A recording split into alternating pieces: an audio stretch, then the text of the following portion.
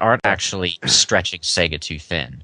Like I know most of the development is going to both like Sonic the Hedgehog 4 and Sonic Colors are getting the most development time. I know that without a doubt. I don't know. It's just I got a little disheartened. Like The we got Sonic the Hedgehog. Yeah, Sonic the Hedgehog 4 has been delayed. We got Sonic Colors, which looks like a great game, by the way.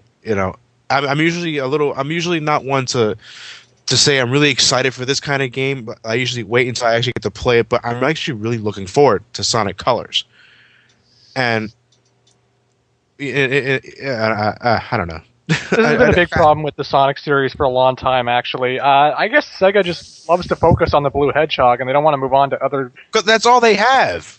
Well, I know, but they could try like a Billy Hatcher 2, or a Shenmue... Radio sequel. Clement, just to cut in, one of the things that they've actually hinted at doing with Sega of America's focus on downloadable stuff is to bring back some other of their franchises. So I think we'll probably be seeing more of that as time passes, but at the moment they seem to be focusing a lot on Sonic. But I think one of them is a Kinect gimmick, obviously. One of them, which we know absolutely nothing about at this point, by the way, is a 3DS gimmick. So basically what they're doing with those titles is they're selling their mascot to different companies' gimmicks to show those off. And you know what? I get the feeling that, let's face it, even though he's kind of crap these days, Sonic is still a big face in gaming, even if it's only because people recognize him in the old days. I'm thinking you can thank the silent majority for that. Yeah. Well, what I'm thinking is that, it's not so much Sega going out and doing this themselves as Nintendo and Sony coming to Sega and saying, we'd kind of like a Sonic game for this. It'd sell copies. That kind of thing. Yeah. Well, but I wouldn't say that so much about the 3DS game at the moment because, like you said, we know nothing about it whatsoever. Yeah, it's just it might be like a Sonic Rush 3 for all we know, or it could be a new game entirely. That's the DS version of Colors, really. Yeah, the DS version of Colors is Sonic Rush 3. It could just be like how they were interviewing the other guys for 3DS, like Kojima and others, and they took one look at it and said they just had a million ideas right off the bat. Sega could have had something like that. It's like, oh, this thing would work really well in this type of Sonic game, so let's make that. So. Well, of course, the thing we haven't mentioned yet is that even now they're probably developing something else for 2011. Yeah, the 20th anniversary. The 20th anniversary game. What do you guys think about that? We don't know anything about it. So. There's no. I know. There's nothing to gather. Say anything about. But do you think it's because we're nearing Sonic's 20th anniversary that we're getting all of these Sonic games and ports? Probably, but. About the game itself, I can't judge the game, but I can judge the direction. With Sonic Unleashed, Sonic and the Black Knight, and Sonic and the Secret Rings, they were going Sonic alone, as in the character alone. But, with Sonic 4 and Sonic Colors, they finally got through their fucking thick skulls that Sonic alone means Sonic's gameplay alone and not the character alone, with some stupid werehog loophole going on as a pace breaker in place of characters like Big the Cat. So yeah, I think that's what they're going to be trying to do with the 2011 game. However, I am still apprehensive of this title because although they can get away with a shorter game on the Wii, as evidenced by, at least they think they can, because Black Knight was short as all hell, the 360 and the PS3 markets are beasts of a different color. The games cost more. People expect more length out of them. The games take a greater budget to build in the first place. So I'm wondering how they're going to balance that out. Well, something tells me they're going to be using the Unleashed engine again. Well, yeah, the Hedgehog engine. They'll probably modify it so it at least controls as good as Colors. But, obviously they're going to use the graphics engine. They didn't spend like 3+ years developing it to throw it out after one game. Just use it for one game. It's been kind of confirmed that Crush 40 is making music for the game. For a 2011 project, anyway. Yeah, it's not hinted toward the Sonic game, but yeah, someone on Retro jokingly said, "For all we know, they could be doing a NASCAR game."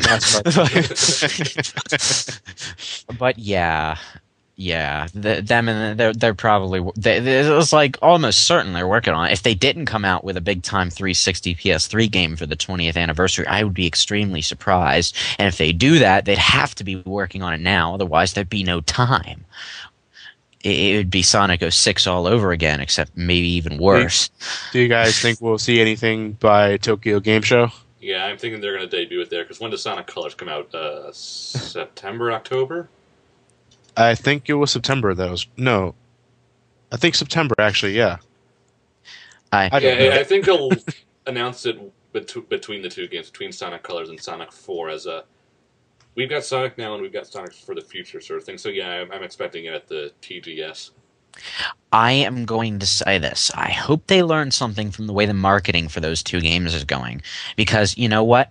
Sonic 4 got so much fucking bullshit going on, and it's all because they gave you for like the first forever was like a 5-second clip of gameplay. No, not even starting from that. The whole Project Needle Mouse teaser shit with the fan contests and stuff, and that's good. And then it's announced as Sonic 4, and you get this really freaking short gameplay clip and some images of the character models, and then everyone's judging it based on that. And after that, for the longest time, you get nothing but weekly Badnik reveals and concept art, as like you're getting nothing from the game itself, even though they really could have given us information on that by that point. It was poorly structured marketing. It was community centric, and I like that aspect, but you got to give us solid information, guys. I agree. Sonic Colors in perfect contrast comes along. At first we think we're getting nothing because all we get is a title and a short CG clip, but barely no time later we get this long ass in-depth preview from official Nintendo magazine, and it sounds fucking amazing. We got screenshots, we got an interview with Izuka that doesn't suck, and the whole premise of the game is explained flat out at the start, and everyone's like, this sounds really good. And then E3 comes along practically right away, and we get like 4 levels of demo gameplay footage, and everyone's like, this is fucking awesome. And meanwhile, people are trashing Sonic 4 for not being enough like the classics, in the same breath that they're looking at Sonic Colors and saying, this looks really fun, the music is awesome, the visuals are awesome, they made it play just like Unleashed, this is going to be fun. It is like, you know, it's just like it's like, it's surreal being on the Sonic retro forums and seeing these two reactions coming from the same people about these two games, whereas with this particular crowd, you'd think it'd be the other way around. Rant well, over. That's the Sonic fan base, my friend. Well, what's his face demoing it at E3 didn't help things. Oh no, we haven't even mentioned that to Clement yet, have we? Well, I might as well bring this up now for our viewers as well. The shit hit the fan on the Sonic Retro forums today, because we got a high-quality video, by the way. This is a demo with a Sega employee talking over it as he plays. This is the same one who played... Unleashed Missouri from before Unleashed came out. You know, that embarrassing yet vaguely interesting pre-release playthrough. I'm starting to think it's a curse, by the way. Every time we get pre-release footage of a Sonic game as far back as Sonic the Hedgehog 2 on the Genesis, it's always of someone failing at the game epically. But by failing epically, I mean he dies to the ball and chain boss before it even hits pinch mode. Okay, he dies to Green Hill, and he has a homing attack on his side this time. It's embarrassing. It's painful. I have no idea why they do that either. They just say, hey, you're not good at the game, but how don't you test it out? It's like when Mega Man 10 came out, I remember Keiji Inafune and some developer of the game were showing it off, and he showed off easy mode, and the developer, who wasn't Keiji Inafune, was just dying left and right. And I'm like, dude, he's playing easy mode. I'm sure this is a test that, you know, he doesn't play Mega Man games, but come on. Yeah. You are a poor representative. And you know what? This was a really poor choice because, you know, Ruby Eclipse has been playing the game. he's undoubtedly good at it from the way he's talking, and he's a much better public speaker. The two people, Ken Bolog and Aaron Weber, that's Ruby Eclipse's name, were together in the GameSpot video, and you could tell the difference. Ruby Eclipse is just better at this stuff. Right. For those uninformed, Ruby Eclipse is the administrator, I think, of the Sega forums. He's an administrator. He's like a community manager. He's basically the face of the whole community thing. He was behind a lot of Valkyria Chronicles success, and he basically, from what I can tell, I forget the Sega forums a lot. I know what he's all about. Basically, he's the guy that's getting Sega to realize that this community